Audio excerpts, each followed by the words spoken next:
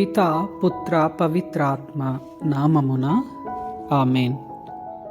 క్రీస్తునాథుని యందు మిక్కిలి ప్రియమైనటువంటి దేవుని బిడలరా, ఈనాటి వాక్య ధ్యానాంశానికి మిమ్మందరినీ కూడా ప్రేమపూర్వకంగా ఆహ్వానిస్తూ ఉన్నాను.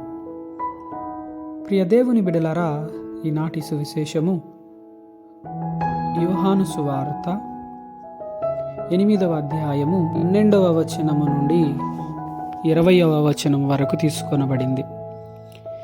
ఈ వచనాలను మనము ధ్యానం చేస్తే మొదటి వచనంలోనే ప్రభు అంటూ ఉన్నారు, ఈ లోకానికి వెలుగును నేనే, నన్ను అనుసరించి నన్ను వెంబడించువాడు అంధకారమున నిలువక నిత్య జీవమును నిత్య వెలుగును పొందుతాడు అని చెప్తూ ఉన్నారు.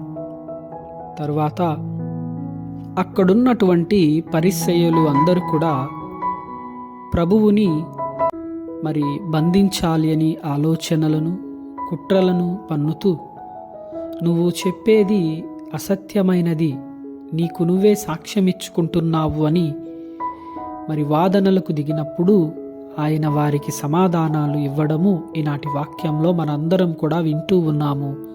ప్రియమైనటువంటి దేవుని బిడలారా, చివరి వచనంలో వారు ఎన్ని వాదోపవాదనలు చేసినప్పటికీ ఆయనను పట్టుకోలేకపోతూ ఉన్నారు. ఎందుకంటే ఆయన యొక్క సమయము ఇంకా ఆసన్నము కాలేదు అని చివరి వచనం మనకు తెలియచేస్తూ ఉంది.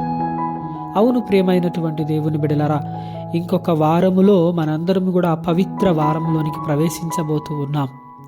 పవిత్ర వారము అనగానే మనకు ఇదిగో గుర్తొస్తూ ఉంది మనము ఏమిటి అంటే, మనము ఇంకా దగ్గరగా ఆ పాస్కా పండుగకు దగ్గర అవుతూ ఉన్నామన్నటువంటి ఆలోచన. ఈ యొక్క ఆలోచనలో ఉన్నటువంటి మనందరికీ ఈరోజు వాక్యము తెలియచేసేది, ఆ ప్రభువు వెలుగుని స్వీకరించి ఆ వెలుగులాగా మనము కూడా నలుగురికి ఇదిగో మార్గదర్శకులమై జీవించాలి అన్నటువంటి ఆలోచన మనకు ఈ వాక్యము ప్రేరేపిస్తుంది. ప్రియమైనటువంటి దేవుని బిడలారా, కాబట్టి ఈ వాక్యాన్ని వింటున్నటువంటి మనము ఆ తపస్కాలంలో చివరి వారంలో ఉన్నాము.